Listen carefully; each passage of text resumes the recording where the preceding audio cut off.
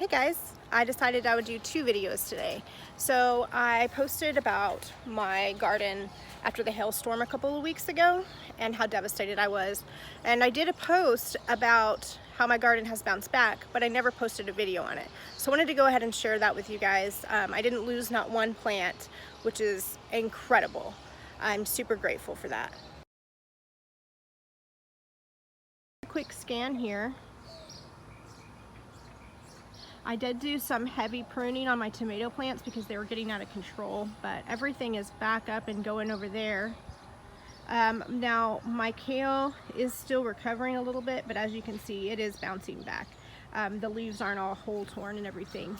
And the okra took some pretty bad hits, lost some really big branches, but they're coming back.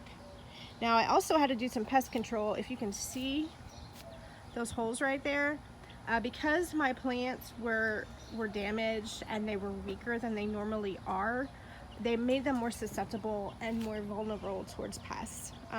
So I had to take some extra measures that I don't typically take to keep them safe. I had to use a little bit of permethrin, which I don't like and will try to avoid at all costs. However, I had some Harlequin beetles that are really hard to get rid of once you get an infestation, and that's actually, they infested my okra, my peppers, and my kale. So I had to take some precautionary measures when using permethrin. It's super important that you don't put it on any flowers because it does kill indiscriminately. And then also, you put it on in the evenings. You put it on at about 8 or 9 p.m. after all the bees have gone to their hives, all the pollinators. And then you get up really early before the sun, or right when the sun comes up, and rinse it off. It's a powder. Like I said, it will kill all bugs, which is really shitty when you've got good beneficial insects. But it also cleared out my infestation because it was either I was going to lose this bed and everything in it, or I was going to kill a few bugs. Okay, so this guy, this is probably my pride and joy of my garden. I really, really love this yellow squash plant, and I want to kind of get in here and show you how big these fruits are that this guy puts off. Got two right now. If you remember, this is the one that I showed you where it looked like it was almost pulled up by its roots.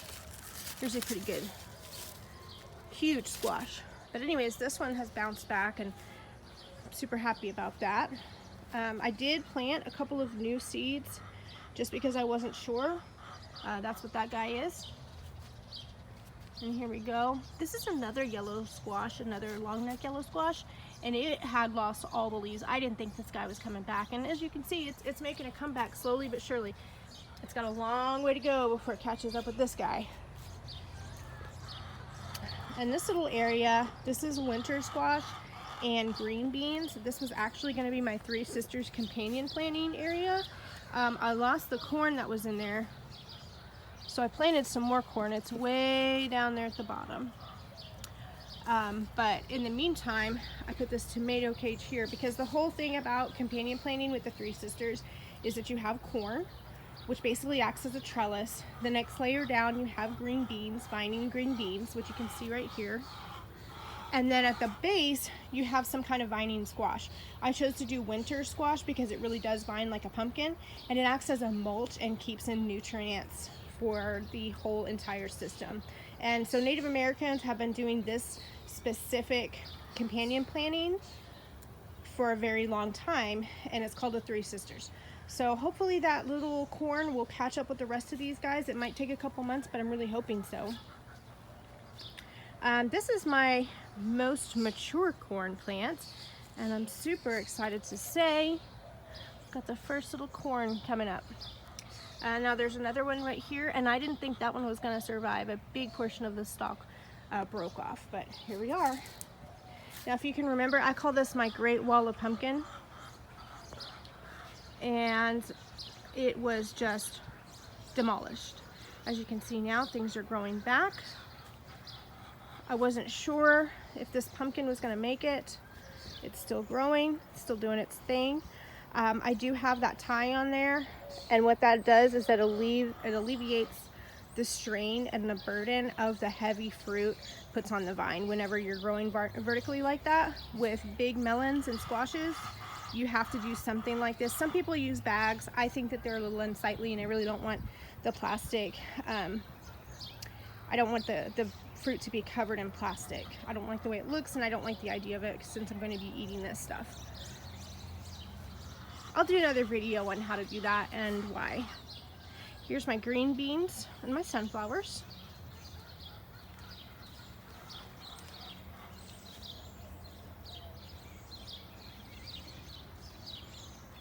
Strawberries. I added a net to these because the birds were going crazy.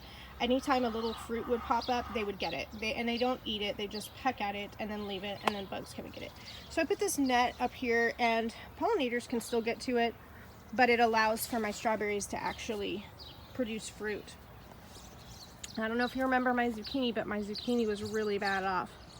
It's doing great now. My watermelon. So I had grown watermelon inside. I started seedlings inside, and when I planted them outside, they both died. So these are new seedlings that I planted a couple months back. The little one back in the back actually broke part of it got partially broken during the storm, but it's bouncing back. Pretty excited about that. These are actually called sugar baby watermelons, so they're not super huge, and that way I can vertically garden with them. So let's take a look now at the cucumbers. These guys are coming back. This one is really coming back, and it's actually putting off some fruits already. The flowers and the fruits are a really good sign. See, look at that little guy right there. Here's another couple of them right here. One there, one there. So those are doing good. Now, if you remember my nasturtiums, these guys actually, all the leaves and all the flowers were gone, and it just looked like stems, and I really didn't know what was going to happen with them, but they've bounced back beautifully. My leeks are doing great. More runoff of the zucchini over here. And this huge little pumpkin, this pumpkin kind of grew up. Apparently there was some seeds left over in the ground from where I grew my pumpkins last year, because this is kind of the same area, and one just started to take off, and we just let it go and do its thing, and it's massive. It wraps around the entire garden almost. The herbs are doing good. The herbs were always doing okay. The only thing that's not doing so hot because of the storm is my lavender up there in the top right. I might have to get a new lavender plant. I've never lost lavender before, but not from a storm, maybe from the winter, things like that. But I think it maybe got too much water because we had all that flooding.